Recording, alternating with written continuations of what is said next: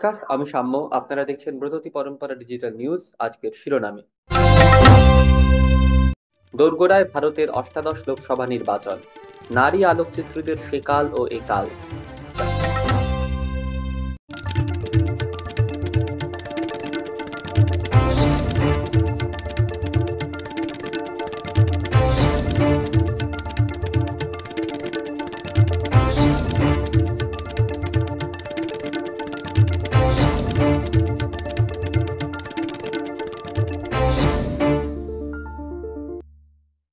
আজকের সংবাদ সংকেত। আমেরিকা, রাশিয়া ও চীনের মতো এবার মহাকাশে নিজেদের স্পেস স্টেশন তৈরি শুরু করল ভারত। ইসরোর প্রধান এস সোমনাথ জানিয়েছেন 2035 সালের মধ্যেই ভারতীয় অন্তরিক্ষ স্টেশনটি জায়গা করে নেবে মহাকাশে, যার অবস্থান হবে পৃথিবীর 120 থেকে 140 কিলোমিটার কক্ষপথে। 20 টন ওজনের এই স্পেস স্টেশনটিতে আপাতত 3 জন নভোশ্চরের থাকার জায়গা তৈরি হচ্ছে। প্রজেক্ট হিমাঙ্কের অন্তর্গত প্রকল্পে বিআরও তৈরি টাস্ক ফোর্স পুরোদস্তুর নারী বাহিনী, যেখানে কেবল মহিলাদের দ্বারা নির্মিত হলো লাদাখের লিকারু থেকে ফুকচে পর্যন্ত রাস্তা। 2021 সালে এই রাস্তা তৈরির দায়িত্ব দেওয়া হয় ইঞ্জিনিয়ার বৈশালী এস হিসওয়াসকে। বহু প্রতীক্ষার পর কলকাতায় চালু হলো দেশের প্রথম আন্ডার ওয়াটার মেট্রো পরিষেবা। 6 মার্চ উদ্বোধন করলেন প্রধানমন্ত্রী নরেন্দ্র মোদী। উপস্থিত ছিলেন রাজ্যপাল সিভি আনন্দ বোস। ভূস্তরের থেকে 28 মিটার নিচে বানানো এই মেট্রো চড়ে গঙ্গার নিচ দিয়ে প্রধানমন্ত্রী পৌঁছে যান এসপ্ল্যানেড থেকে হাওড়া ময়দান। সূত্রের খবর, বাকি কাজ শেষ করে চলতি মাসেই এই 3 নতুন মেট্রোয় যাত্রী পরিষেবা শুরু হতে চলেছে।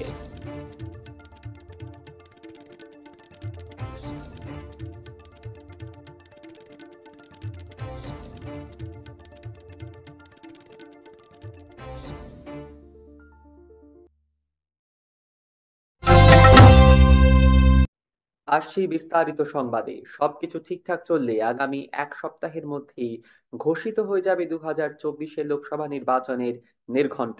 চালু হয়ে যাবে আদর্শ আচরণ বিধি।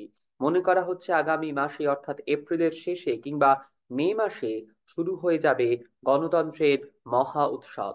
কাজেই রাজনৈতিক দলগুলির ব্যস্ততা এখন তুঙ্গে। ব্যস্ত নির্বাচন কমিশনও।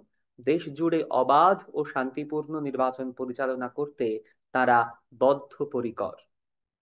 মোট 37টি রাজ্য এবং কেন্দ্রশাসিত অঞ্চলের 543টি আসনে জয়ের জন্য লড়াই হবে বিভিন্ন সর্বভারতীয় ও আঞ্চলিক দলের মধ্যে।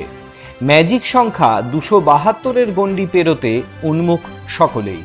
এনডিএ বা ন্যাশনাল ডেমোক্রেটিক অ্যালায়েন্সের মুখোমুখি এবার INDIA, Indian national developmental inclusive alliance. তবে আজ থেকে কয়েক মাস আগেও ইন্ডিয়ান ন্যাশনাল কংগ্রেস ও আরও বেশ কয়েকটি সর্বভারতীয় ও আঞ্চলিক দলের নতুন জোট আইএনডিআই এর মধ্যে যে একতা ও প্রতিজ্ঞা দেখা যাচ্ছিল তা যেন এখন অনেকটাই স্তিমিত। বিহারের জেডিইউ প্রধান নীতিশ কুমার ছেড়ে গেছেন এই জোট। পশ্চিমবঙ্গে তৃণমূল কংগ্রেস জানিয়ে দিয়েছে এই রাজ্যে তারা জোটে আগ্রহী নয়। এছাড়াও ওড়িশায় বিজু জনতা দল, অন্ধ্রপ্রদেশে চন্দ্রবাবু নাইডুর তেলেগু দেশম পার্টি ইতিমধ্যেই বিজেপির সাথে আসন সমঝোতার ইঙ্গিত দিয়েছে। ফলে পাল্লা ভারী হচ্ছে এনডিএর।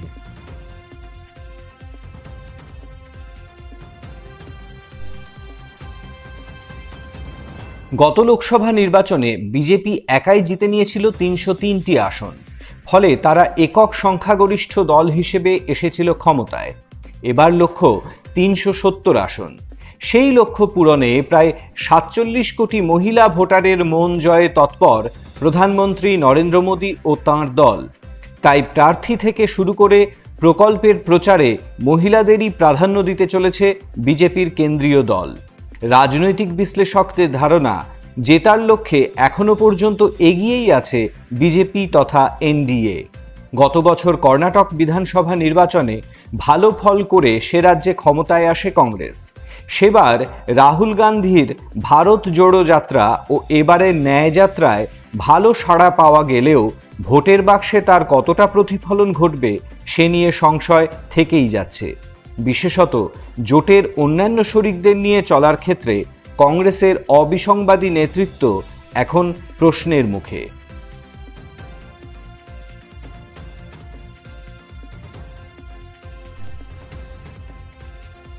পশ্চিমবঙ্গে লোকসভার মোট আসন 42টি।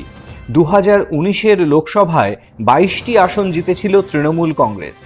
বিজেপি পায় 18 এবং কংগ্রেস পায় 2টি আসন। গত 5 বছরে ঘটে গেছে দল বদলানোর বেশ কিছু ঘটনা।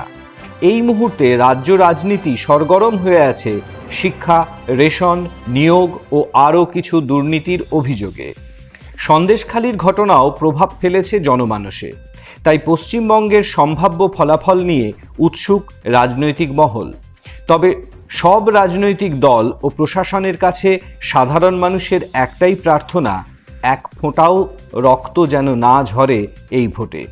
গণতন্ত্রের সর্ববৃহৎ উৎসব পালিত হোক উৎসবের মেজাজেই।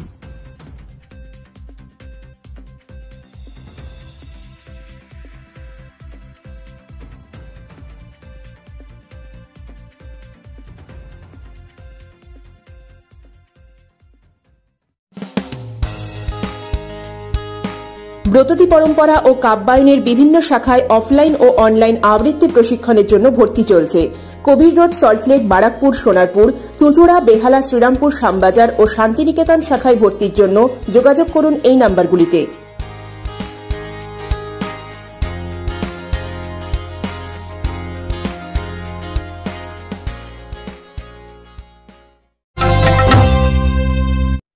ঊনবিংশ শতকে পালকিতে চড়ে ধনী সম্ভ্রান্ত বংশের নারীরা স্টুডিওতে ছবি তুলতে যেতেন।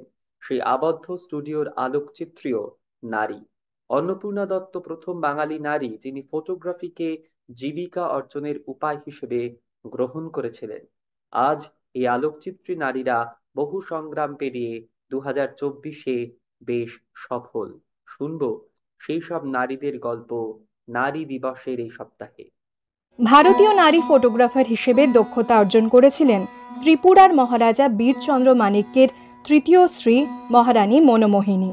ঊনবিংশ শতকে ঠাকুরবাড়ির একজন নারীকেই ফটোগ্রাফি করতে দেখা গেছে। তিনি রবীন্দ্রনাথ ঠাকুরের বড়দা সত্যেন্দ্রনাথের স্ত্রী জ্ঞানদা নন্দিনী দেবী, আরেকজন অন্নপূর্ণা গোস্বামী। তাঁর ক্যামেরায় শহরের দারিদ্র পীড়িত ও নিচু তলার মানুষের জীবনচিত্র ফুটে উঠেছে। এক কথায় বাঙালি নারী ফটোগ্রাফারদের কাজে তিনি নতুন যুগের সূচনা করেন। এ তো গেল সেকালকার ফটোগ্রাফারদের কথা। একালেও নারী ফটোগ্রাফাররা পুরুষদের কাঁধে কাঁধ মিলিয়ে রীতিমতো তাদের জগতে উজ্জ্বল। কথা বলবো সেই ফটোগ্রাফারদের নিয়ে। প্রথমেই কথা বলবো বারাসাতের মেয়ে সেতার। তার টিমের নাম দ্য ব্লিস বাঞ্চ। তার মুখেই শুনে নেব তার সমস্ত অভিজ্ঞতা এবং কাজের কথা। নমস্কার, আমার নাম শ্বেতা পাল। আমি পেশায় একজন ওয়েডিং ভিডিওগ্রাফার কাম এডিটার এবং TBWT দ্য ব্লিস বাঞ্চ নামে দুটি ফটোগ্রাফি টিমও চালাই। তো এই 21st সেঞ্চুরিতে এসে দাঁড়িয়ে ফটোগ্রাফি অনেকটাই চল উঠেছে বলা চলে, যেটা আগে ছিল না। তো ফটোগ্রাফি মানেই আগে মানুষও বুঝতো মেল ফটোগ্রাফার্স, কিন্তু এখন এই সেঞ্চুরিতে দাঁড়িয়ে মেল ফটোগ্রাফারদের পাশাপাশি ফিমেল ফটোগ্রাফাররাও সমানভাবে এগিয়ে এসেছে। কলকাতার বুকে তারা ভালো পরিমাণে এবং ভালো কাজ করছেন। নিজেদের কেরিয়ারে তারা যথেষ্ট সফল। কিছু কিছু ক্ষেত্রে অনলি ফিমেল ফটোগ্রাফারই অ্যালাউ হন ক্লায়েন্ট প্রেফারেন্স অনুযায়ী। তো সব দিক থেকেই সমাজ আমাদের মানে ফিমেল ফটোগ্রাফারদের ভালো মানেই অ্যাপ্রিসিয়েট করে আমাদের কাজ এবং অ্যাকসেপ্ট করে। তো এটাই ব্যাপার। আর হচ্ছে আগামীকালেও আমি আশা করি বা কামনা করি যে আরও অনেক মহিলা ফটোগ্রাফার যিনি প্যাশনটাকে নিজের প্রফেশন হিসাবে যাতে বেছে নেন, এটাই। তাঁর ফটোগ্রাফিতে নৃত্যশৈলী এক অন্যভাবে ধরা দেয়। কথা বলছি অনুদীপার, যে কৃষ্ণনগর থেকে ছোট স্বপ্ন নিয়ে কলকাতায় এসেছিল। এখন তার স্বপ্ন বৃহৎ আকার নিয়েছে। শুনে নেব তার সমস্ত অভিজ্ঞতার কথা। নমস্কার, আমি অনুদীপা মজুমদার, একজন আলোকচিত্র শিল্পী। সংসারের দায়িত্ব পালনের পাশাপাশি ডান্স ফটোগ্রাফিকে আমি পেশা হিসেবে বেছে নিয়েছি। উল্লেখযোগ্য যে এই একবিংশ শতাব্দীতে দাঁড়িয়ে অনেক মেয়েরাই ফটোগ্রাফির সাথে যুক্ত এবং স্বমহিমায় প্রতিষ্ঠিত। আমি তাদের সাধুবাদ জানাই। জীবনের প্রতিটি মুহূর্তই মূল্যবান, আর এই মুহূর্তগুলোকে বন্দী করে রাখাই একজন আলোকচিত্র শিল্পীর কৃতিত্ব। সদ্য বিশ্বের সর্বত্র পালিত হলো আন্তর্জাতিক নারী দিবস। কর্মক্ষেত্রে আমি নারী পুরুষ ভেদাভেদে বিশ্বাসী নই। কাঁধে কাঁধ মিলিয়ে সব ক্ষেত্রেই নারীদের অগ্রগতি আজ অত্যন্ত গৌরবের। বাধা বিপত্তি পেরিয়ে সমস্ত প্রতিকূলতার সাথে লড়াই করে নারীকে নিজের ভাগ্য নিজেকেই জয় করে নিতে হবে। এখানেই শিল্পী এবং শিল্পের জয়। নারীদের এই গুরুত্বপূর্ণ দিকটিকে আলোকপাত করবার জন্য ব্রততী পরম্পরা ডিজিটাল নিউজকে আমার অশেষ কৃতজ্ঞতা এবং ধন্যবাদ। আধুনিক জীবনের একেবারে কেন্দ্রে কয়েকটি বিষয়ের মধ্যে অন্যতম ফটোগ্রাফি। তবে এই পেশায় জেন্ডার গ্যাপটা মুছে গেছে। সম্ভাবনাময় ভবিষ্যতে নারী ফটোগ্রাফাররা জয়ের হাসি হাসুক, অতিক্রম করে যাক যে কোনো বাধা বিপত্তি বা পক্ষপাতের দেওয়াল। ব্রততী পরম্পরা ও কাব্যায়নের বিভিন্ন শাখায় অফলাইন ও অনলাইন আবৃত্তি প্রশিক্ষণের জন্য ভর্তি চলছে। কবির রোড, সল্টলেক, বারাকপুর, সোনারপুর, চুঁচুড়া, বেহালা, শ্রীরামপুর, শ্যামবাজার ও শান্তিনিকেতন শাখায় ভর্তির জন্য যোগাযোগ করুন এই নাম্বারগুলিতে।